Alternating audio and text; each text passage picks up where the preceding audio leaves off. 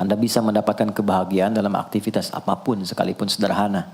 Tapi ketika kebahagiaan itu tidak diiringi dengan ridha Allah, rasanya itu akan selalu sementara. Kita butuh momen-momen baru untuk mendatangkan kebahagiaan itu. Tapi titik poin ketika Allah ridha dengan apa yang kita kerjakan, apa yang kita lakukan, maka Allah akan tanamkan satu cawan yang luas kandungannya, yang bisa menerima setiap keadaan dengan hal yang paling menyenangkan. Apapun yang kita lihat selalu nyaman. Yang kita dapati, kita ridha dengan apa yang Allah berikan. Keadaan itulah yang oleh Nabi itu diungkapkan dengan komen yang sangat simpel tapi dalam isinya.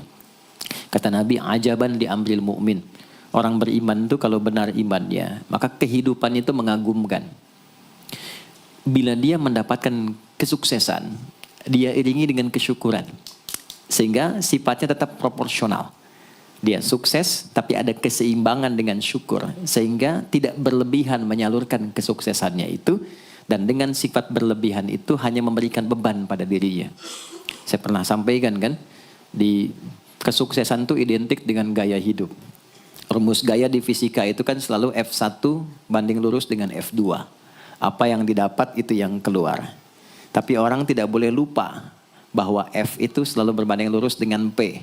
Gaya berbanding lurus dengan tekanan, hukum Pascalnya. Semakin banyak gaya, semakin tertekan hidupnya. Itu bandingan nilai kehidupannya. Nah, jadi gaya itu diperkenankan. Karena itu bagian dari energi. W sama dengan F dikalikan S. Hukum energi kan begitu. Jadi hidup nggak mungkin kalau nggak ada energi. Tapi energi yang terbaik itu akan dihasilkan membawa kesuksesan kebahagiaan ketika ridha Allah tertanam. Saat dia sukses, dia bersyukur sehingga proporsional. Saat dia merasakan duka pun dia nyaman karena punya sabar. Nah, sabar itu mahal. Di Jepang ada banjir, itu bisa minta maafnya luar biasa, tak tahan dia bunuh diri. Di kita banjir bisa berenang. Itu gambaran. Cuma kalau nggak seimbang repot juga. Nah, membangun keseimbangan itu butuh konektivitas yang kuat dengan Allah. Konektivitas itulah yang dalam bahasa agama disebut dengan sholat namanya. Ya. Di pertemuan lalu kita sudah mencakup beberapa bagian dari sholat itu. Tapi saya ingin tekankan sedikit untuk menguatkan. Sholat berasal dari kata wasala atau silatun. Dasarnya kata wasala yang berarti terkoneksi dengan kuat. Terhubung dengan erat. Kita pernah dengar istilah silaturahmi kan? Ya kan? Kalau kita kumpul, bahasa kerennya saya mau silaturahmi kan? Tapi goalnya tercapai gak? Ya, silaturahmi itu kan dari kata silah. Terhubung dengan erat, rasa sayang dan perhatian. Sehingga parameternya itu bukan saat datang. Kalau datang kita nyapa wajar karena orangnya ada. Tapi kalau berpisah kita masih ingat, masih peduli, masih mendoakan, masih ngontak, itulah silah namanya. Di setiap keadaan kita masih terkoneksi. Keadaan kita yang terhubung dengan Allah. Sehingga di setiap tempat kita diperhatikan. Di pekerjaan kita dibimbing. Di rumah tangga kita diiringi. Sehingga semua berjalan mudah dan membahagiakan. Yang melatih kita untuk terkoneksi sehingga nggak putus dengan Allah, itulah yang disebut dengan sholat. Sehingga goal dari sholat itu adalah membangun konektivitas kita dengan Allah yang kuat. Itu yang dimaksud di Quran surah keempat An-Nisa di ayat 103. فَإِذَا قَضَيْتُمُ الصَّلَاةَ maka jika anda telah tuntas mengerjakan sholat, فَاذْكُرُوا اللَّهَ. Ukuran keberhasilan sholat anda itu ketika anda merasakan konektivitas dengan Allah mulai nyambung. Qiyaman, jalannya ingat Allah. Sehingga kalau orang jalan, bekerja di apapun, saat dia ingat Allah, dia bisa memfungsikan tubuhnya sehingga tidak mengerjakan apa yang Allah tidak sukai. Gak akan mungkin anda melihat sesuatu yang tidak Allah senangi dalam keadaan yang sama anda ingat Allah. Gak akan mungkin melangkah pada tempat yang salah saat ingat Allah. Dan itu tidak mudah, karena banyak orang keluar masjid pun setelah selesai sholat, masih tertukar sendal. Padahal kalau dia ingat Allah, nggak mungkin itu terjadi. Itu pelajaran dasarnya. Wa qu'udan wa ala junubikum. Baik itu duduk, bahkan sampai berbaring. Ada koneksi.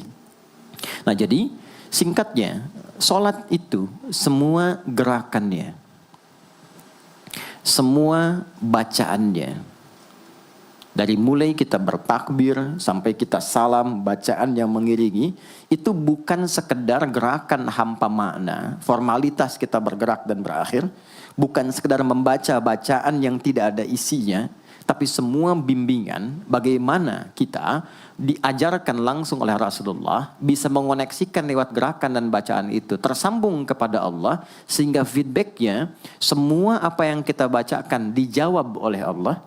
Semua gerakan yang kita lakukan ini hakikatnya bimbingan tentang inti kehidupan kita.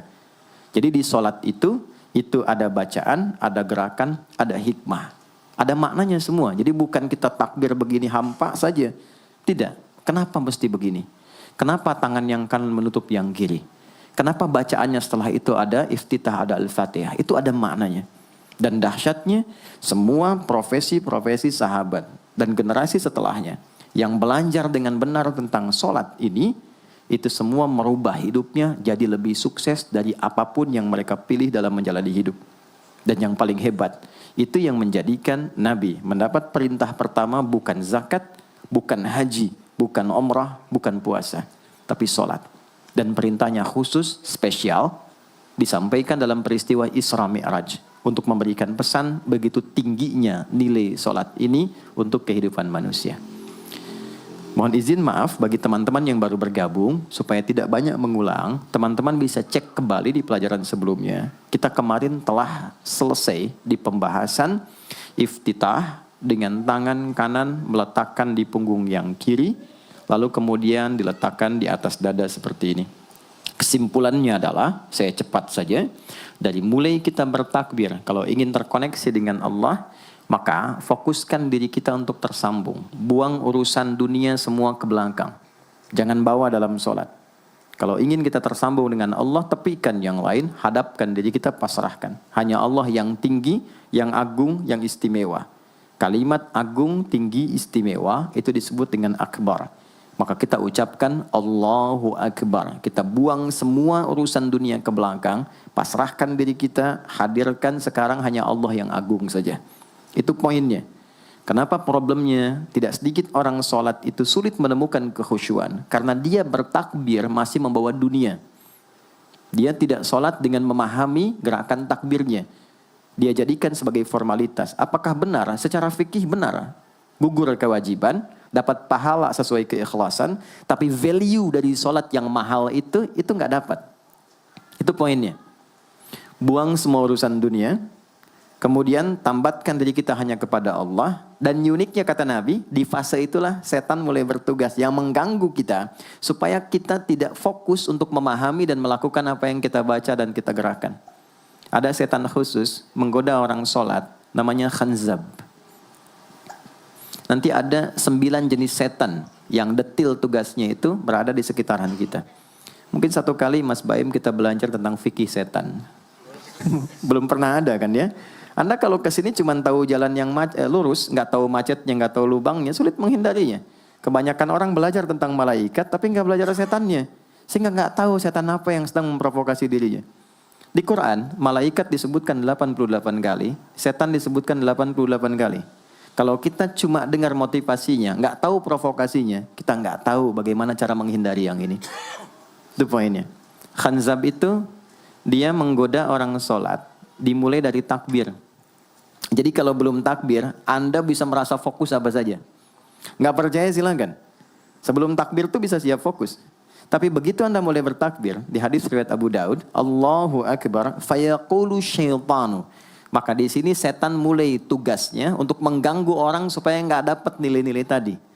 Maka dia berkata, udhkur kadza. Kamu ingat ini ya, kamu ingat itu ya. Betapa Anda memulai dengan membuang semua urusan dunia. Tapi kalau sudah takbir, itu setan yang install. Masuk sendiri dia. Makanya kalau nggak percaya silakan nanti zuhur tuh ya. Begitu Anda takbir, itu masuk semua. Ingat ini, ingat itu, mobil parkir di mana. Sampai ceramah saya sekarang pun itu akan masuk.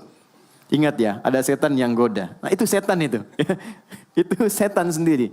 Membuat kita itu begitu lupa. Sampai lihat ujung hadisnya. Hatta la yash'ural musalli kam raka'atan yusalli. Sampai nanti akan ditemukan orang sholat. Dia tidak sadar berapa rakaat sedang menunaikan sholatnya. Nah, itu kalau Nabi sampaikan pasti terjadi. Poin. Untuk kita bisa mengatasi itu, poinnya apa? Quran surah ke-29 dulu, ayat 45. Quran surah 29, Al-Ankabut, ayat 45. Di Islam tuh uniknya begini, istimewanya. Enggak ada satupun ibadah yang hasil kreasi manusia. Semua terukur. Ini dalilnya, alasannya, landasan kita ibadah itu dari Tuhannya ini. Penjelasan contohnya ini dari Nabi. Pakemnya begini, kodifikasi ilmunya seperti ini. Sehingga terjaga sampai kapanpun. Dan tidak ada satupun yang kita kerjakan dalam ibadah, kecuali semua punya landasan yang kuat. Dan hebatnya diterangkan. Ini caranya, ini bacaannya, ini maksudnya seperti ini hikmahnya. Kenapa Anda begini? Kenapa begitu? Hasilnya apa? Ketika seseorang sedang memulai sholatnya, dari awal dia pengen fokus, tapi ketika dia mulai bertakbir, muncul godaan, maka sebelum sholat ditunaikan, Allah sudah ingatkan, Utlu ma uhya ilaika minal kitab. Utlu itu dari kata tilawah. Artinya baca, pahami, amalkan apa yang telah dipahami itu.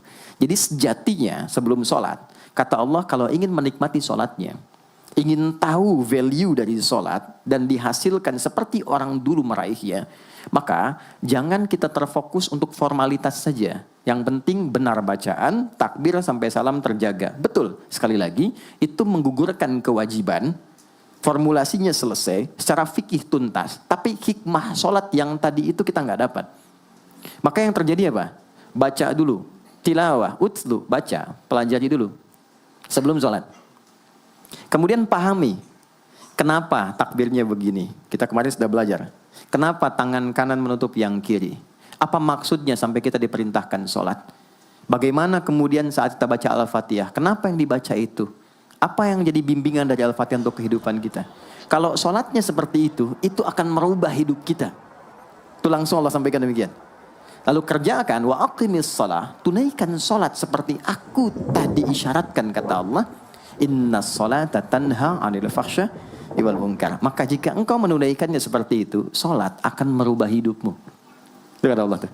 Minimal mendorong kita berbuat jadi lebih baik. Jadi bukan sekedar menjadikan kita pribadi baik, tapi semua yang kita kerjakan menjadi lebih baik. Itu sholat. Itu yang bisa merubah seorang Jundub bin Junadah yang dikenal dengan Abu Dzar Al-Ghifari.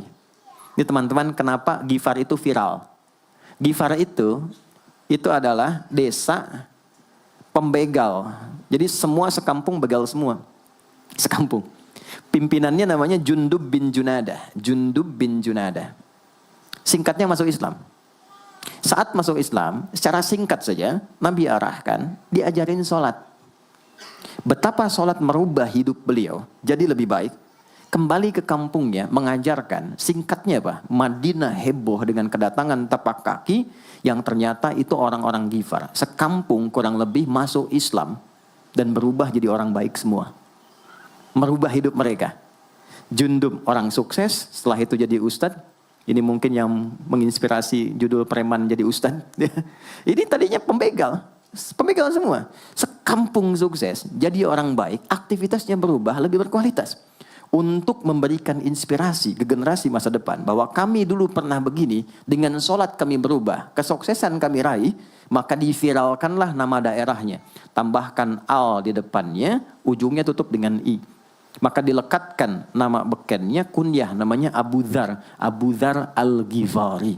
Al-Ghifari itu untuk memberikan kesan begini, saya ini dari Ghifar.